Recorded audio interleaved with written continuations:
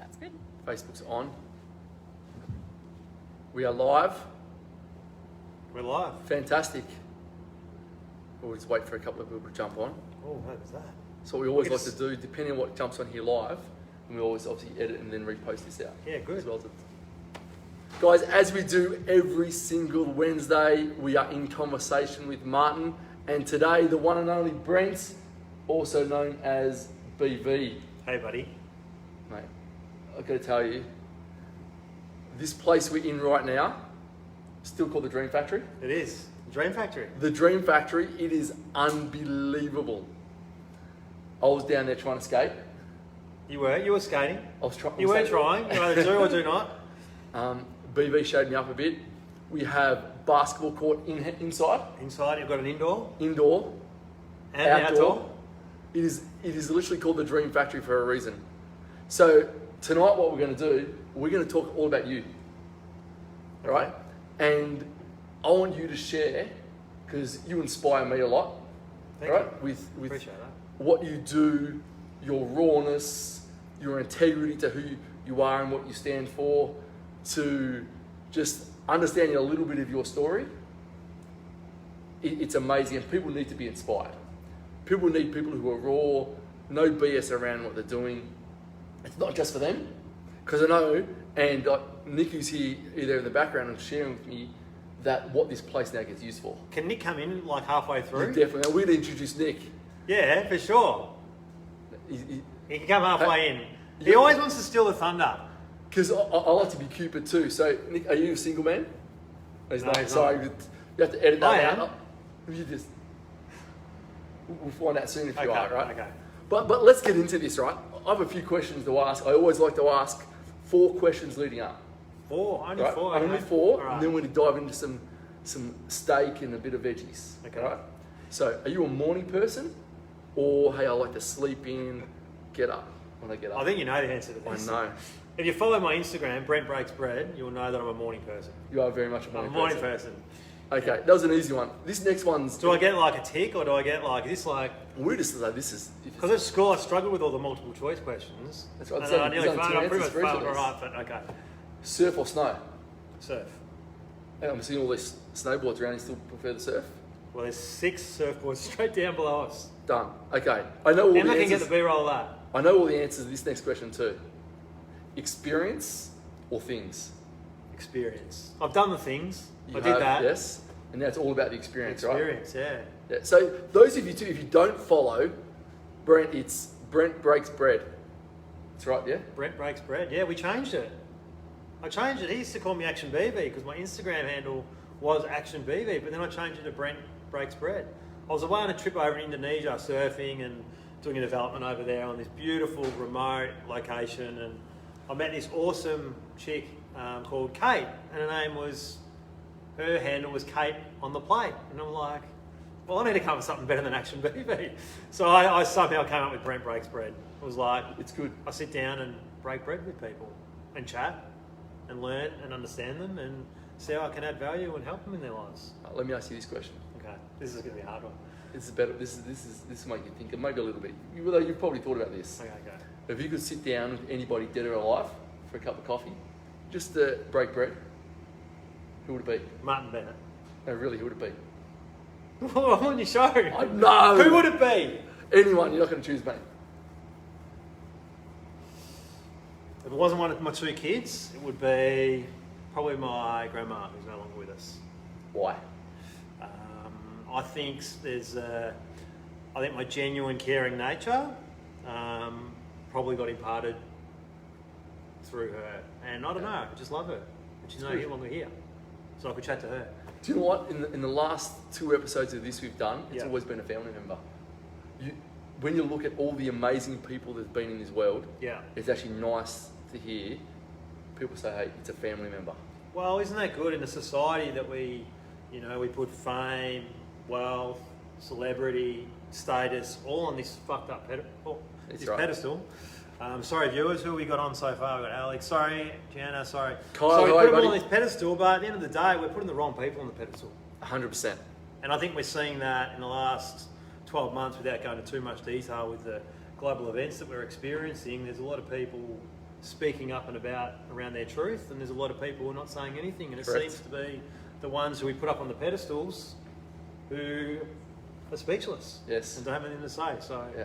No, it's good. I'm not going to go into any more detail. No, Read between the lines, people. Yes. And I'm on the same page as you with that too. Yeah, I know. 100%. Yeah. But okay, that's good. So your grandma. Yeah. Fantastic. So, again, welcome to everyone that's viewing. Kyle, mate, great to see you today. For anyone else, as we get into this, if you want to ask questions, mate, put them there. We'll jump onto them. I'm sure BV's more than happy to answer. Ask away. But I want to get into this, right? Okay. Tell me who you were growing up. You're 10. Who's BV? I was a highly insecure kid when I was 10, that's for sure. But I had a passion for sports. Yep. Chasing footy, tennis ball, but highly insecure kid. Was born, I found out, I was born in a long time ago, 44 years ago. If you hadn't worked it out already. And I found out at the age of 5 that I was actually adopted, so I never lived with my biological parents. Yep. So I had an adopted mum and dad. They were my mum and dad, Yeah. but they weren't my biological parents. Yep. So I was this kid, this highly insecure kid, 10-year-old kid, who had a lot of hair, a lot more hair than I got now. Had a big nose, had brown eyes, and all I wanted to look like was all the other kids around me Yep. who had blonde hair and blue eyes, kind of like So, you, look, mate. like you, Yeah. and tall. Yeah. And here I was, this little running around, trying to make my way in life. But yeah, I was highly insecure. I enjoyed school. Like I enjoyed primary school. I Yep. enjoyed the teachers. I enjoyed being a good kid. So that's probably who I was as a 10-year-old. I was into my footy back then. Yeah, what about going up through your adolescence then? You know, because those years for anyone, when you're, really trying to find a way, start going through puberty. Who are you then? Yeah, so I Who was you at late. school? I was like late puberty. So, I reckon I was like So 21. No, I'm joking.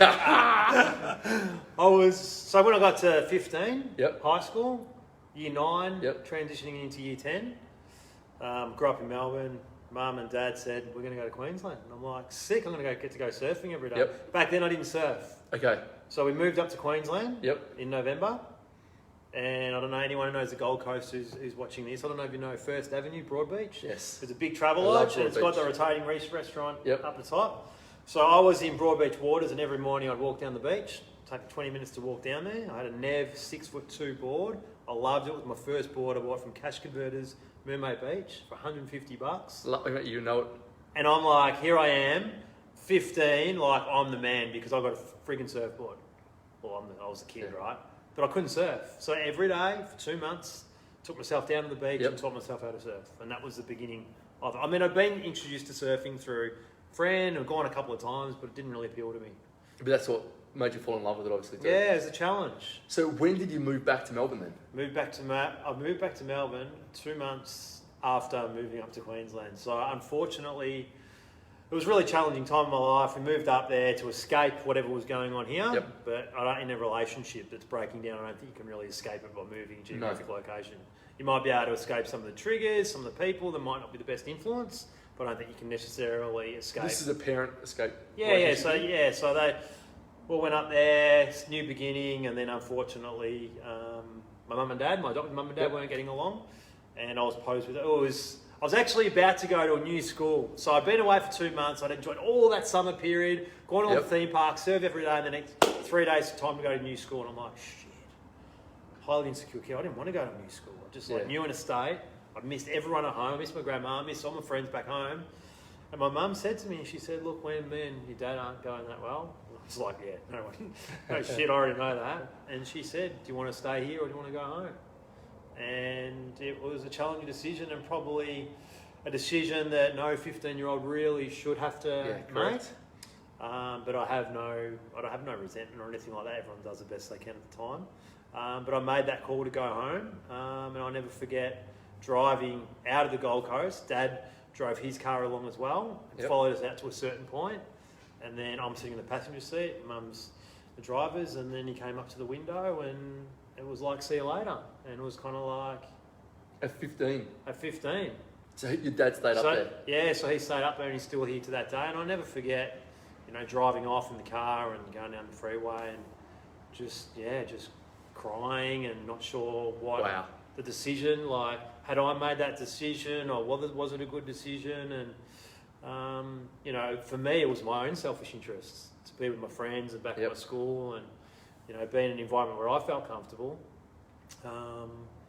And look, in like with my mum, she was like willing to do anything to make me happy. Yeah. So challenging. Yeah. So I sat with me for a long how period of often time. did you see your dad then? So then it was quite challenging because I, for a little while after I get on the phone. Yep. And I want them to get back together, and I'd be crying, and can't you just come back to Melbourne? And like every teenager, I reckon, needs their mum, but they need their dad as well. 100%. Especially boys, they need. 100%. I reckon they need strong men around them, clip them into ear. 100%. We just do, and so they didn't get back together, obviously. And then I used to go up there on school holidays, so I'd jump on a plane by myself and fly up there, and I used to always be really excited. Why? Because I get to go surfing every day. Of course, I get to see my dad and spend time with him, but it never actually eventuated that I would get to spend that much time with him. He was working and he didn't take any time off work, so effectively, I'd stay in his unit as a 15-year-old kid.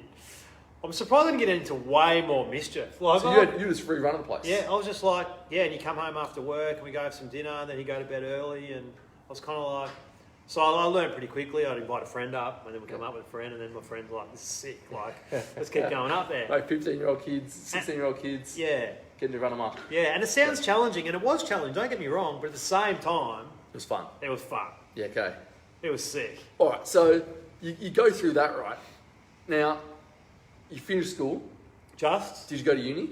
No, they didn't let me in. Similar, right? I lasted 3 months. I wanted to be a primary school teacher. Really? Yeah. No way. Yeah. Yeah. I'm not an entrepreneur. But okay, so this is what I want to know then, right? And I'm gonna zigzag the conversations here right now. Because how did you then get into business? So you finished school, you didn't get into uni. Finished school, didn't get into uni. What did you do? I joined the Johnny Howard surf team. The doll. I think, what are you talking about? And I think I got stoned every single day for that year. And surfed a bit. That was your gap year. It was my gap year. And I didn't want it to end. Don't blame you. I had it that worked. I had it that dialed in. Like, I'd get $160 a fortnight from Centrelink. And I'd have it all sorted. I'd be able to buy my weed, I'd be able to buy my food, I'd be able to buy my shit that I wanted to do. Were you living in Melbourne? Or? Yeah, I live in Melbourne, Mum. Yeah. Bayside suburbs. And and it was a pretty challenging time. I didn't know what I wanted to do. And then, so I was enjoying my gap year, playing footy, surfing, and then Mum approached me. And she said to me, she goes, I've got no more money. I go, what do you mean? She goes, I go, you sold the house with Dad and split it. And she goes, yeah, well, I don't have any money left. And I'm like, okay. She goes, you need to go get a job. I'm like, okay then. I need to go get a job. So the Moorabbin Standard back in the day. Yep. Just went scrolling through it. I go, oh, yeah, this one looks all right. Store person. It was like packing boxes and that type of stuff. In IT, Hampton. It was just down the road. It's kind of like, I was living in Moorabbin East at the time. I was like, yeah, I'll go for this one. Anyway, so I rock up to this job interview and I'm like, what am I doing? Like, the first proper job interview. I used to work at the Dancing Wok, which was like a Chinese and Malaysian kitchen takeaway joint. So that was a job, but it was like part-time. It wasn't a proper job. This was my first proper full-time job. And fortunately, the guy who interviewed me, the boss, was we had similar interests. So he's a passionate surfer. He started a surf company up earlier on, really successful one. And he just saw himself in me at the same age. And so he's kind of like, you come with me. And that was it. And he was one of the biggest male influences in my life. And I just needed it, and I was searching for it, and I'm just so grateful to meet him. So I worked with him for a good 7 or 8 years. So how old were you when you got that job? I was 19. Yeah. Okay, so into your mid-20s, right? Yep. Then? So I was working for him, doing... Somewhere along this journey, an entrepreneurial spirit was born. Yeah, well, the entrepreneurial spirit was already there. I was washing cars from the next door neighbours and people in the street from 8 to 5. And then the MS Readathon, you know the Readathon, we read all the books and raised money for people experiencing multiple sclerosis. I used to raise a shitload. Yeah. So I just go and get signed people up, $1 a book, and then just find the shortest books I could find, library, and then just read them like real quick. That's a good way to do it. Yeah. I make the rules. But it was for a good cause, and that's always been there. It's always been there. It's kind of like Robin Hood. Yes. If I'm helping someone, if I have to take out a few baddies to look after the goodies. It's okay. Yeah, I'm fucking doing it. It's okay. I love that.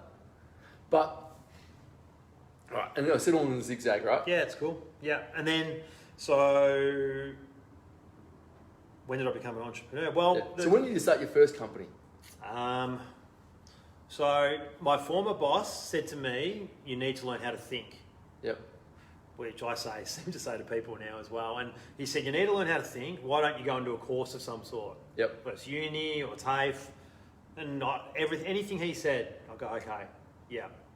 Just So listen. he was like a father figure. Absolutely. Yeah. In so many ways. We ended up travelling overseas, surfing together, me, his son, him.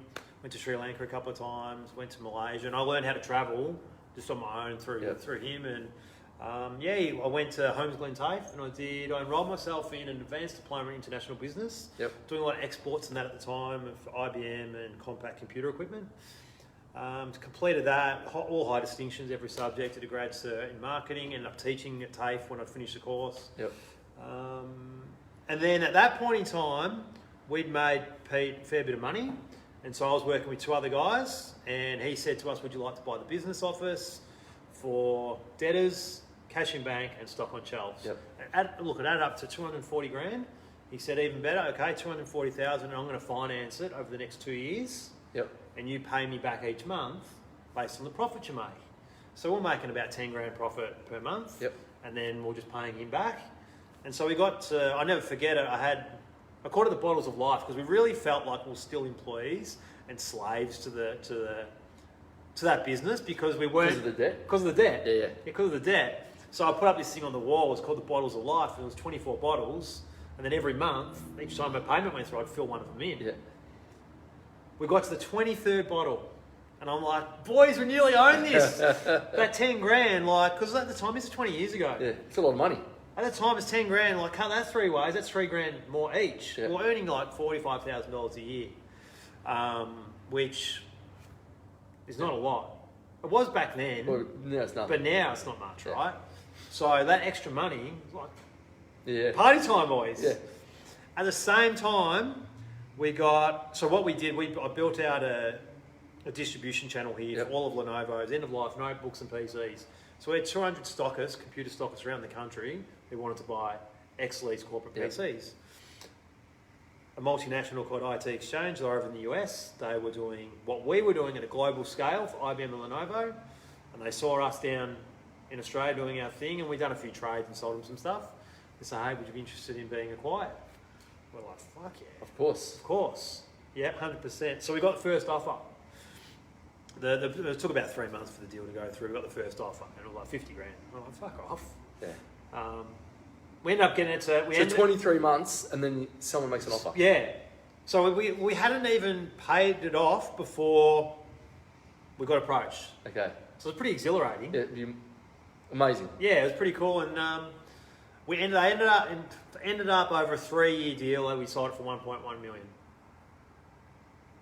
Not bad. First business. Wow. I know. Between the three of you. Yeah. So you It was like 650, 700 grand up front, and then there was like But 300. you had to stay in the business for 3 years. Yeah. So They sacked me after 3, right to the date. all right.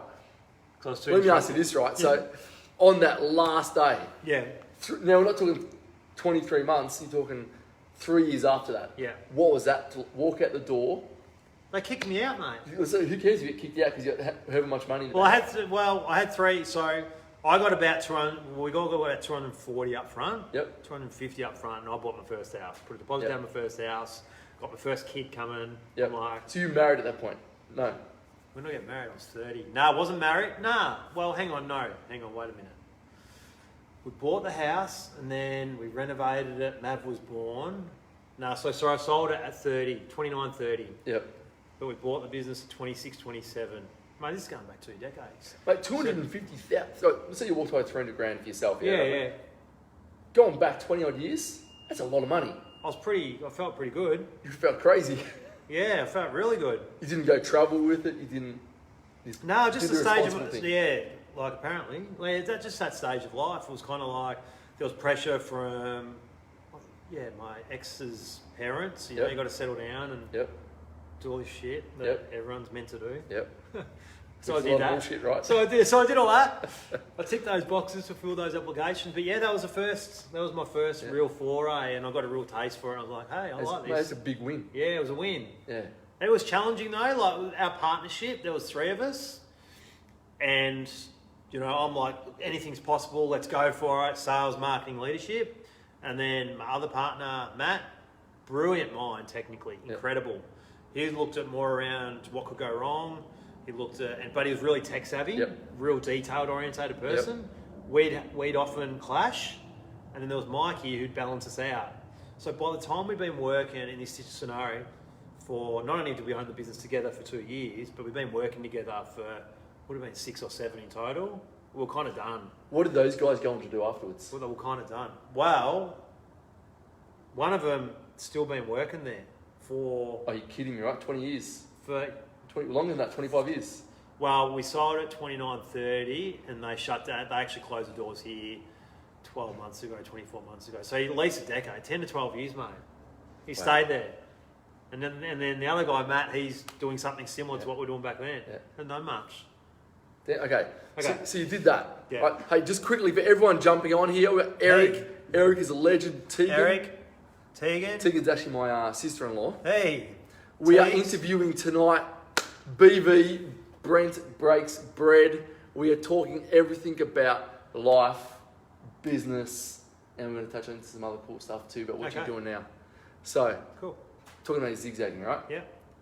You're a good interviewer. Oh, thank you. No, you're all right. We just finished that first chapter of business. Yeah. You've got your first child now, you've sold the company. Yeah, first child. Right? Yeah. You didn't have a father figure. Or you did, but you didn't have a father in your life because Yeah. Now you're becoming a father. Yeah. I just did all the shit that I didn't have. Tell me how that was though, because I had my father to me is my inspiration and my role model, right? So I could not imagine growing up without a man in the house, Yeah. So what was it like for you, having already one, you were adopted, Yeah. 2, your parents split, Yeah. not only did they split, but one lives in a different state, Yeah. right? Then you become a father. What is that emotion like? Oh, like... I remember looking into my son's eyes when he was born. Michelle, she had troubles with with giving birth, and then had to be, I don't know. It was full on, and she was in a hard time. So I've got my son, and I remember looking at him for an hour, without taking my eyes off him, and I was just instantly, my whole life changed. Yep. And it was kind of I'd never been so motivated in my entire life Love it. really be a good person and to probably change some of the things that I was doing and just be the best person I could be. Not to say that just because he was born this happened and then I haven't. No, but you mentioned something that you mentioned. I'm a very flawed man. You used a word just before was overcompensate, right? Yeah. So, how do you think not having a father figure in your life has made you... Because, God, if you follow this guy, it's always about your kids. Yeah, well... Which you can see from the outside, you're a very loving, hands-on parent, right? Yeah. How would you say that this made you overcompensate that as a father? Oh, well, it's just kind of just a couple of things. I had father figures. Okay, yes. I got the pieces that I felt like I needed from lots of different people. Did you actively... Yes. Okay, good. I actively Okay. So I like that. You were very aware of what you needed and put into your own life. Yeah, I felt, and then so with my own kids, it was kind of so my mum sacrificed her whole life. Yep. And so I learned how to love unconditionally. Yep. Through her, my faith, servant leadership, it was just kind of I'm responsible. I'm in a position of privilege to have a child. Yes. People think it's a right or a birthright or some shit, entitlement to have kids. I'm no, this is fucking privilege. And just done the best I can every single day, to be with them and spend time with them and teach them all the things that I think are useful. Not to say I don't teach them a whole lot of shit that's not useful, or my bad habits, or you know what I mean? No one's perfect at the end of the day. And I'm definitely not perfect. I've got lots of strengths and I got lots of weaknesses, Yeah. and I'm cool with that. Yep. And I'm happy to call them all out. And but yeah, just invest time. They Yeah. want time, unconditional time, Yeah. and that's not to say I give them unconditional time all the time. Yeah. A call coming sometimes. Correct. You know what I'm 100%. saying? Yeah. And life is life too, Life's right? life. We live a very busy life. Life's life, and nothing's perfect. So, from there, right? Yeah. So, you're a dad. Yeah. You've sold your first company. Yeah. Bought your first house. Yeah. When does the next venture start? Oh, I thought I was pretty cool. I thought I was the man. At age 30, after all that. Oh, how wrong? I would have thought I was a man too, though. How wrong was I? How wrong was I? I thought, fuck.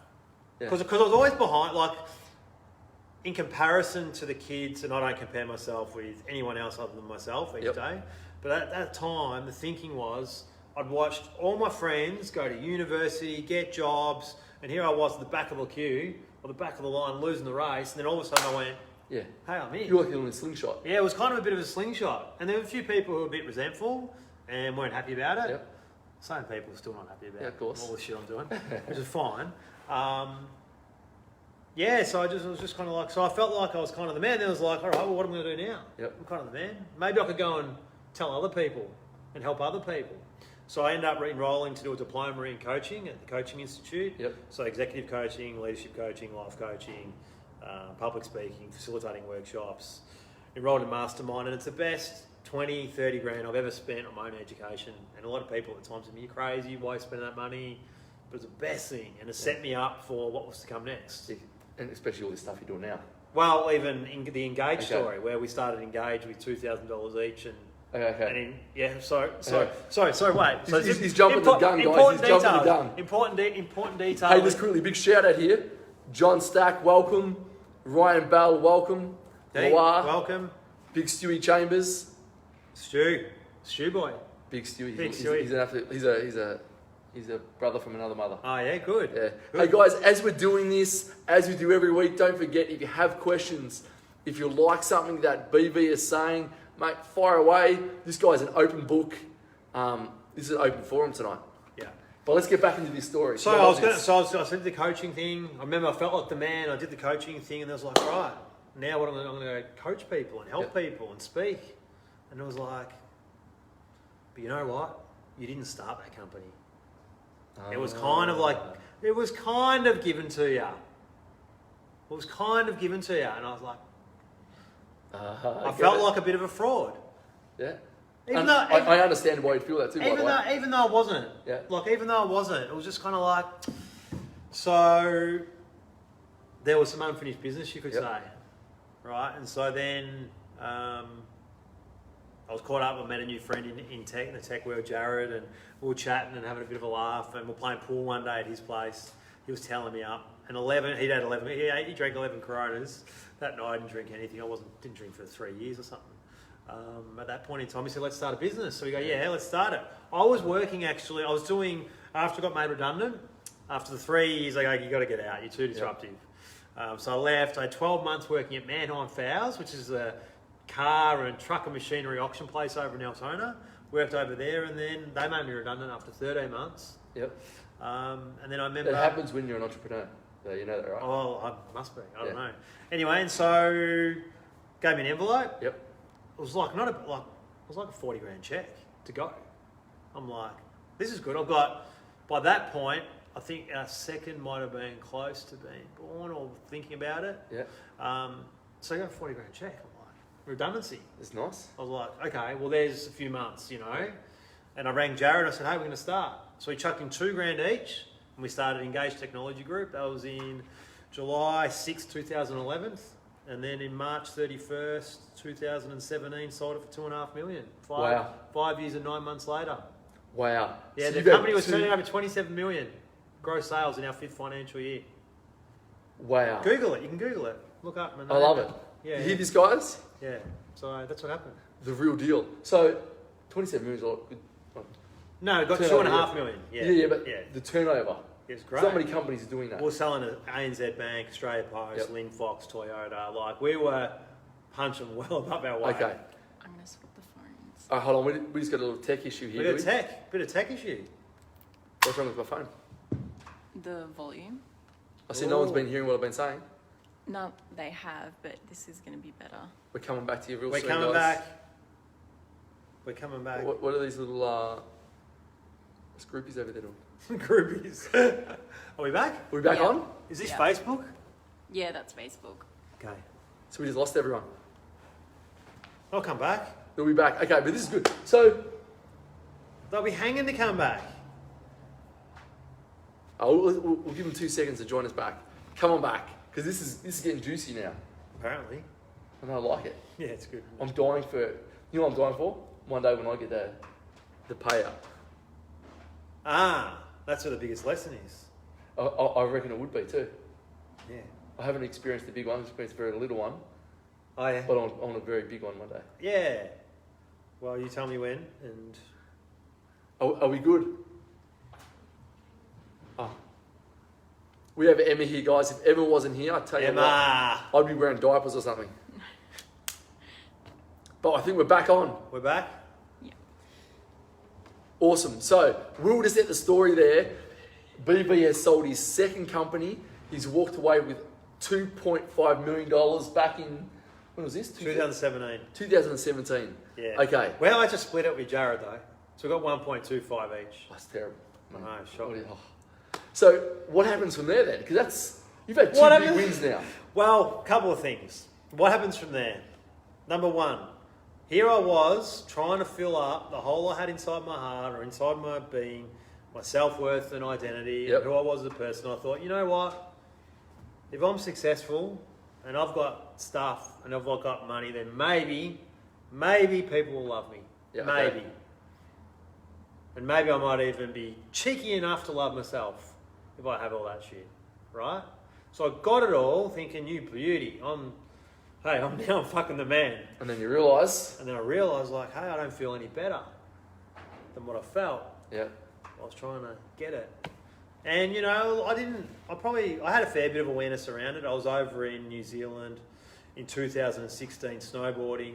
It was in August, family trip. yep, Ended up suffering some concussion. I was trying to do a 360 air and come down the wrong way. Concussed, woke up in an ambulance down the bottom of the mountain. And I was just kind of like, wow, I'm not indestructible. I thought my whole life I was indestructible, and then I realised I wasn't. And then everything changed for me. And within, we got gone back to Australia. We just had this record year, financial year, done 27 million. I walk into a meeting with Jared and I go, hey man, I need to get out of this business. He's going, what? Oh, so was that a catalyst for you to sell? Yeah. Okay. Yeah. So that gave you a I wouldn't have sold it. realisation- We could have turned into a $100 million business within a few more years and sold it for 10, 20 mil. And, Yeah. and shored it up with a bunch of contracts, managed services, repeat business to really increase the value of the business. Well, pretty month-to-month base. Yep. But we had some recurring stuff coming So through. it was obviously a very sales-driven business. Yeah, Yeah, it was okay. sales and marketing business, Yeah. really. Yeah. Yeah.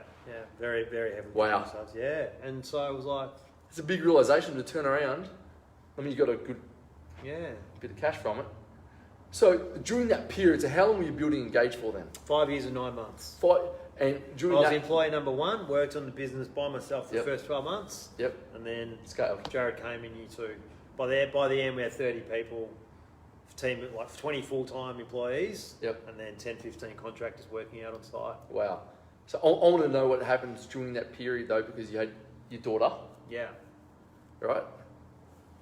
Takes a lot of work to build a business. yeah, So a lot of the stuff you're saying, yeah, like I've experienced from how you realise that money doesn't actually fill any void whatsoever, yeah. like zero. Mm.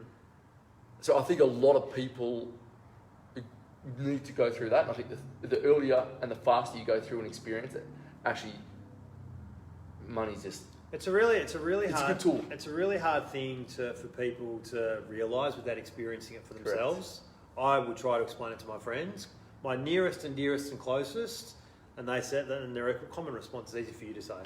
correct. Because you know what? It's something that you just have to experience it. You kind Because of you like, can't relate yeah, to you it. can't. It's too far Yeah. for people to really resonate. Yeah, So what was it like though, building a company, yeah, being a father? yeah, Because I know that was obviously a big driver for you. yeah.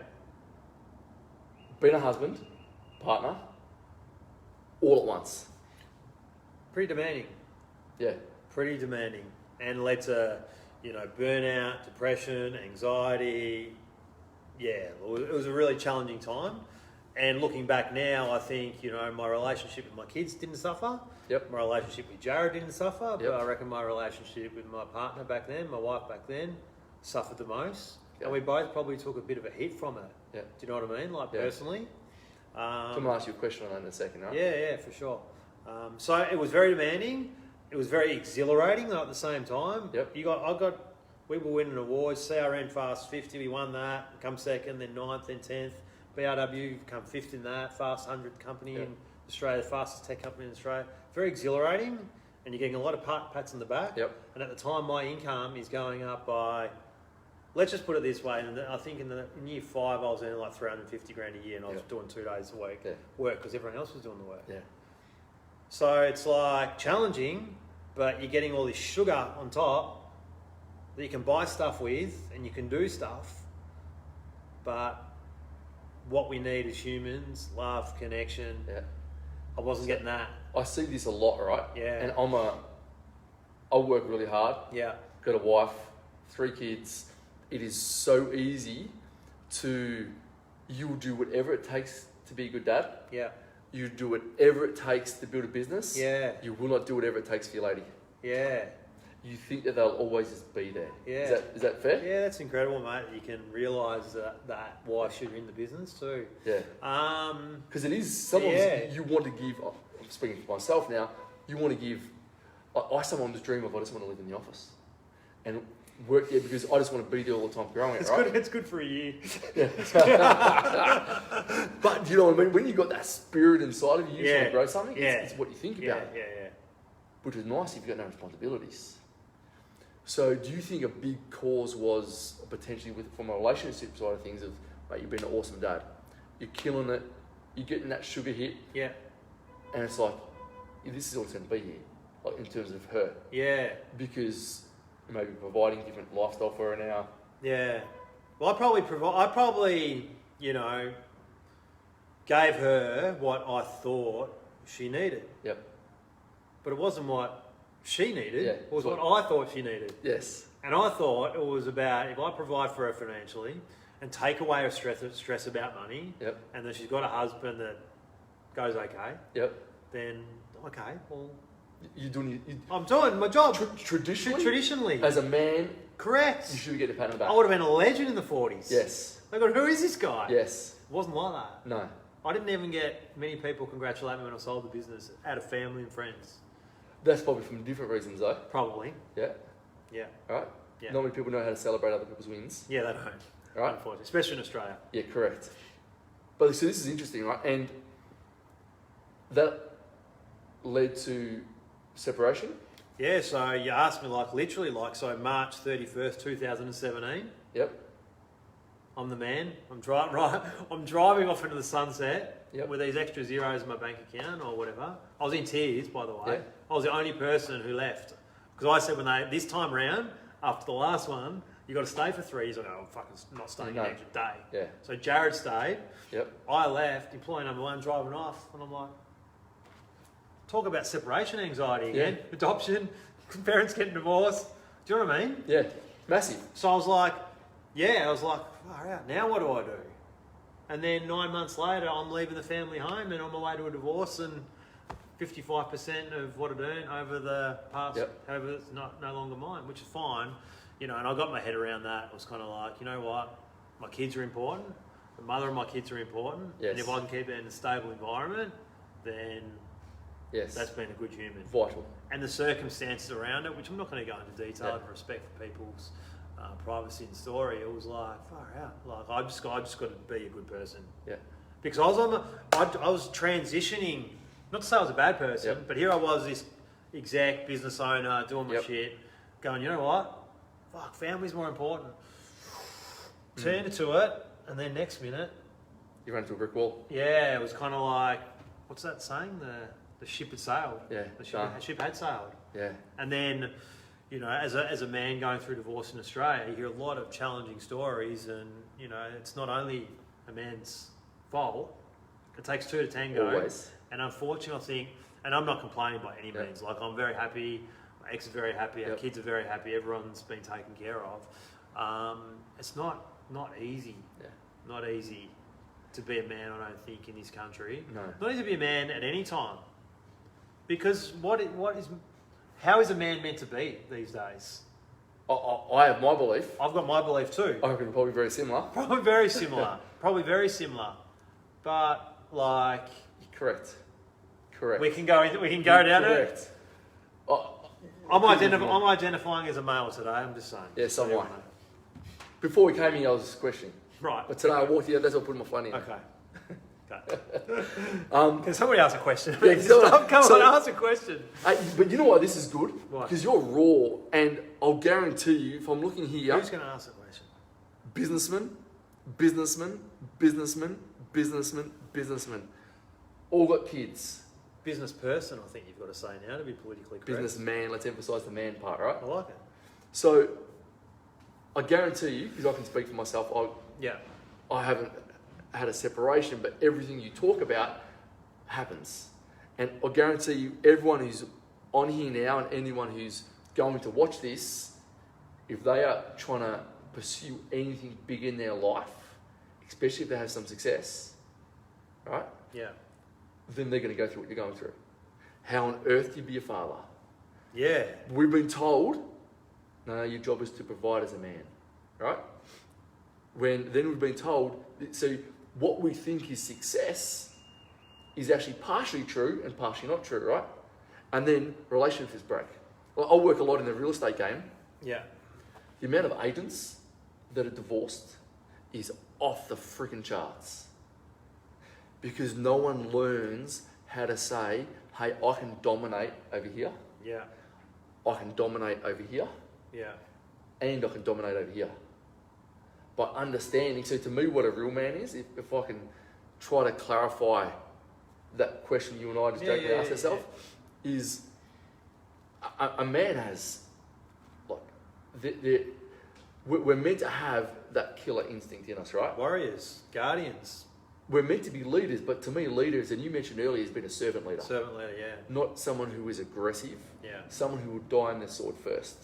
100%. Right? Someone who knows how to be in touch with their emotions. Yeah. At the same time, the next hour, go out and kill for a deal. Yeah, You gotta know both. I'll fight for what's right. I fight for what's right. Man. What's right, not what people think is right. Or what I sounds fight nice. for what is morally right. 100%. At a detriment to myself, in terms of relationships, because a lot of people won't speak up. Yeah. They'll walk past a car crash, metaphorically speaking, Yes. and they'll turn their head.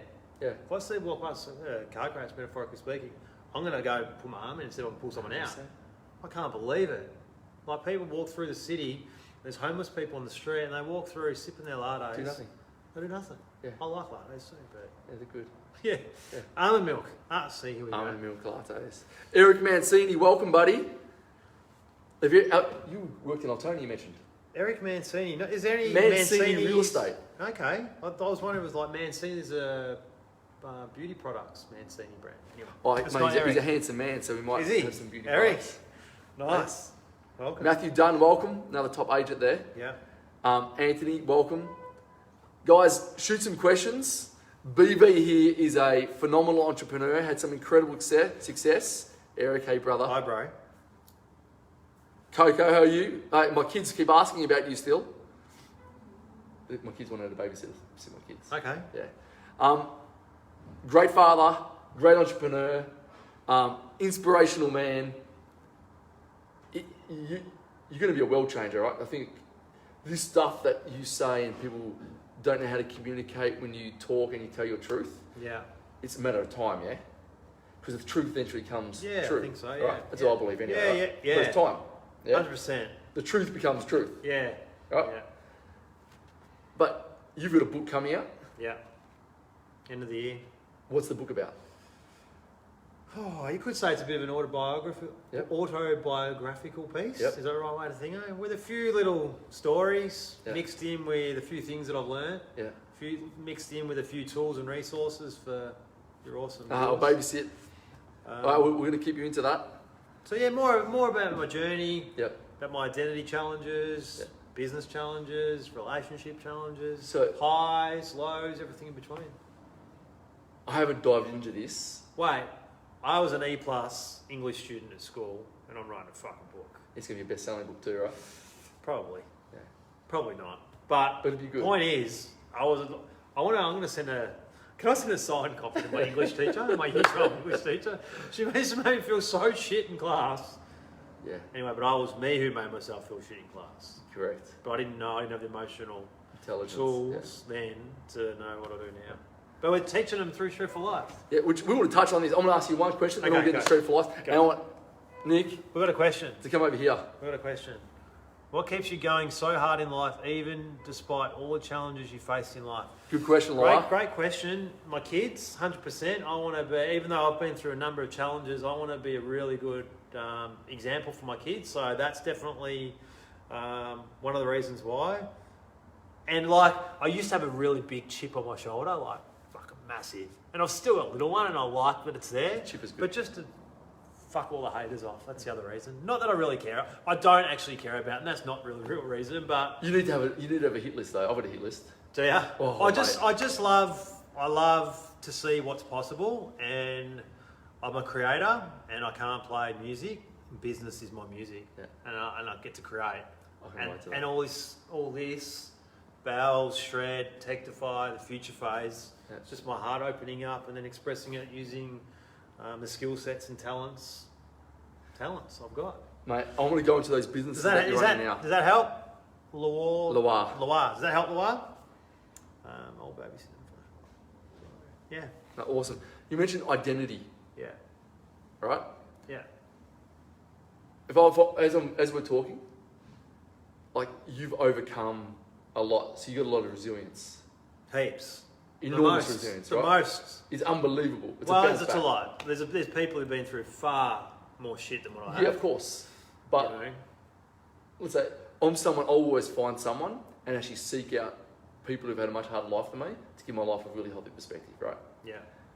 So can I talk about identity for a second? Yeah. Then I want to get into what you're doing today. Because Okay. what you're doing today is unbelievable. How important is self-identity? Like for me, it's everything. You know, if we want to have an impact on the world or those around us, I think it's really, really important that we know who we are. Yep. Because if we know who we are, what we stand for, what our values are, what our beliefs are, what our talents are, what our gifts are, know what our strengths and weaknesses are, if we know all that stuff, and we know where we want to get to, then it makes it a lot easier making decisions. Yep. When challenges, roadblocks, obstacles come up, which they will. No human they don't have that. Everyone's got it. Yep. It's nice to have an internal compass, Yes. you know, to drive you in the direction you want to get to, and you know more than what the listeners do or what Yes. viewers do at the moment. Where I'm That's all good. where I'm going. Yes. I know I'm going to get there, and I've got to be aligned to that and not be wasting too much energy going this way, that way, spending time over here. Because I've got a big dream, big vision, That's good. and I'm not compromising good. it. I'm going to leave one question that I'm going to ask. I'm not going to ask it. Ask me anything you want. You met your mum. Yeah. Yeah. You actually going to make me cry something. Yeah. You are tearing up a Yeah, little. I know. You know the story. I do know the story. You know the story. So we're not going to go into it. Yeah, but so I met my biological mother. People can read in the book. Yeah, they'll go in the book, yeah. You can read it because I'm going to tear up. There you right? go. So we're not going to go there. Guys, you got to read these guys, get these guys' book when it's out. I'll give you copies. Whoever asks the best question, we'll give a copy to. That's good. Yeah. I like that. If you're on here, you want to ask a question, we're going to leave you in some suspense of Yeah, you can't give BV's them story, all, all right? yeah. So, It needs to be told properly. correct. So we can't do these, not that justice is the right word, Yeah. but we can't explain that story properly. So let's just, without them, they don't know my No. background yet. So I'll let everyone try and have a guess of my biological heritage. Yep.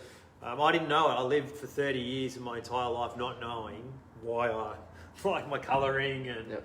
you know, I grew up in an Anglo-Saxon Australian family, you know, and never knew my Yep. blood for 30 years. And then when my then wife, was pregnant, 30 weeks pregnant, I was like, far out. Someone made the decision to carry me around in their stomach, some awesome Yep. person, lady, and bring me into the world. And it was at 30 weeks when my then wife was 30 weeks pregnant, that, yeah, I decided to find out. And that was a journey. That's for sure. But within 3 days of finding out all the information, all the documents, like all the paperwork, so I've got 2 birth certificates, one Brent and the other, I'll share it in the book. But to meet her 30 years later and look her in the eyes and, see that she was pregnant with her second kid, she had no other kids other than me for 30 years, it was a spin out. And then when I asked her, what happened, super confronting and challenging at the time, and rocked my world and who I thought I was. And won't go into too much more. I'm happy to share, but it'll go for an hour and a half. It will, and you look Italian with an Aussie accent. Wrong, I'm not Italian. So my friends used to have a book, so I was around the Melbourne Cup weekend when, they still run that, don't they? I'll try and cancel that soon. So they ran a book when I found out all my adoption information, and it was like this nationality, 8-1, and another one. But no, I'm not Italian, and I do have an Aussie accent, and it's probably to do with the environment that I brought up in, for sure. But my genes say otherwise, and yeah. Are you going to share? Are you going to let people guess? Well, they got to guess. Okay, that's good. Yeah, come on, they got to work for it. Hey guys, guess. Just throw out. You look Italian? Nah. They can guess. Yeah. All right. Let's talk about now. Now is the future. You got the future phase. The future phase. Spot on. So here I am, concussed. Speak to my business partner about potentially selling a business. He said to me at the time, in August 2016, he said, why don't we just build it up for 2 more years? We'll go 2 more years, we'll get more contracts, we'll be able to sell it for more. Exactly, Eric, thank you. Eric's a smart guy.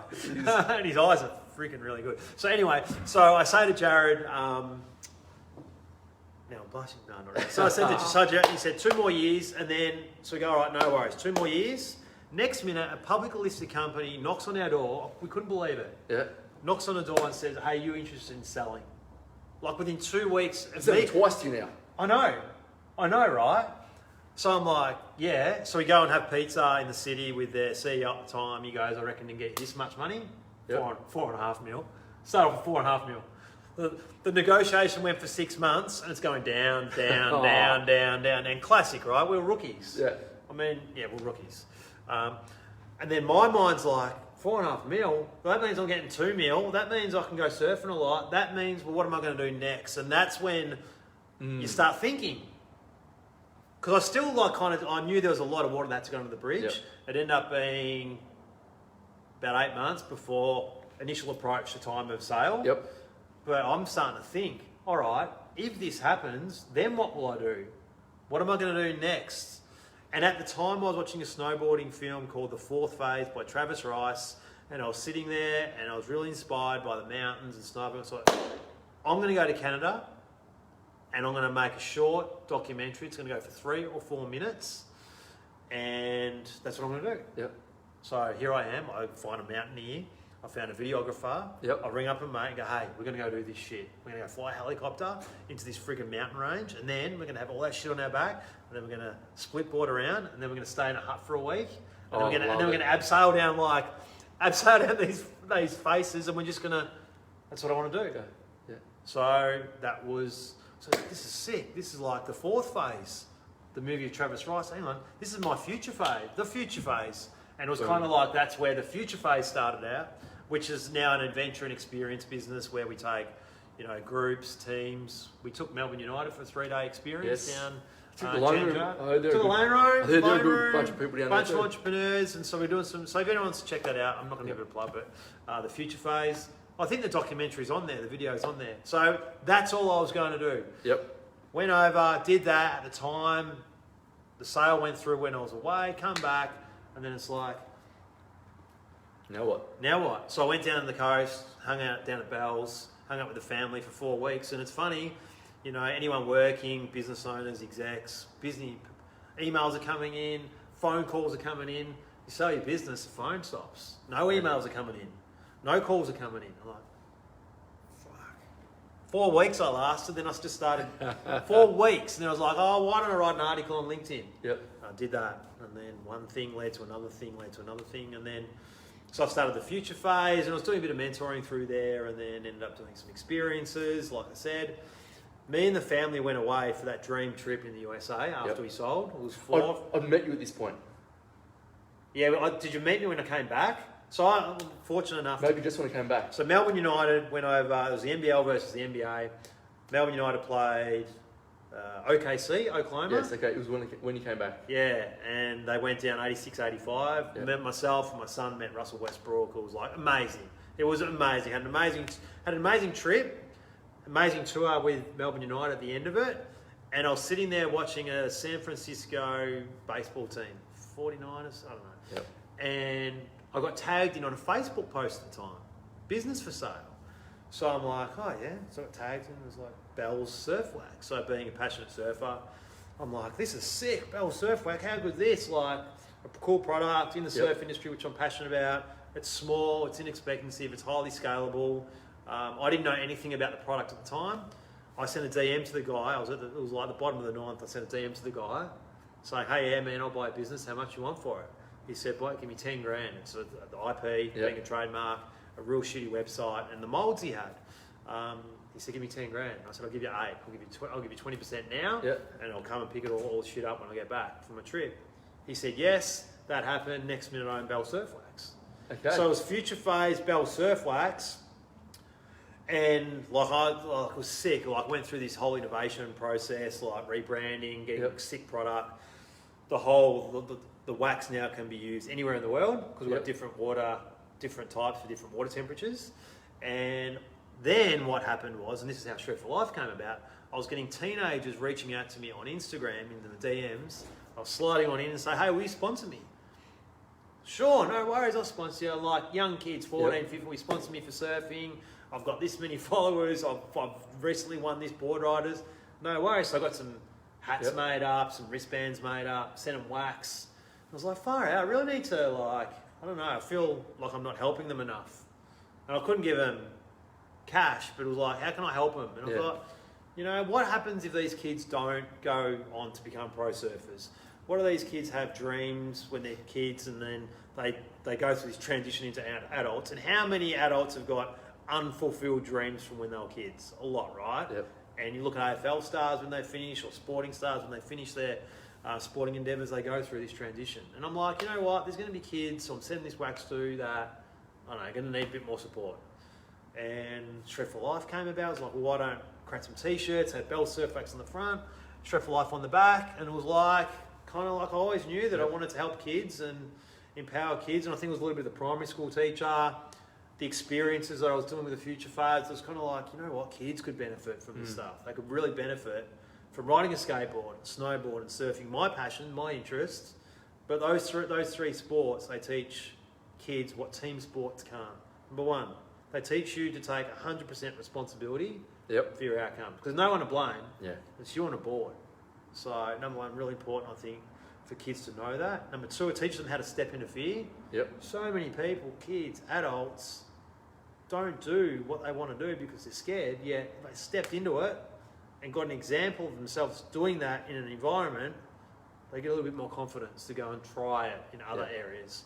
So if I can get a kid to stand up on a surfboard where they think they're not going to be able to stand up on it, then maybe they'll just dare and question themselves about some of those other limiting beliefs they've got in their life. Yes, it's good. So that was kind of like that. And then it was like, and also surfing, snowboarding, skateboarding, balance, help kids to create a bit of balance in their life too. It sounds like now though, right? Everything you're involved with is passion. Yeah, man. Previously, correct me if I'm wrong, it's about business and money. Yeah, it was about outcome, profits, results. So now you're building for legacy. Well, I built to enjoy my day. Yes. Yeah, but this is not something, correct me if I'm wrong. If legacy comes from it, so be it. But you're not building this to be, let's sell it, make some money. Well, no. are you? No. I'll probably sell Bells one day, I reckon. Yep. Rip Curl will probably buy it off me. That'd be nice. Is anyone here from Rip Curl? Not yet, I've got to build it up a bit more.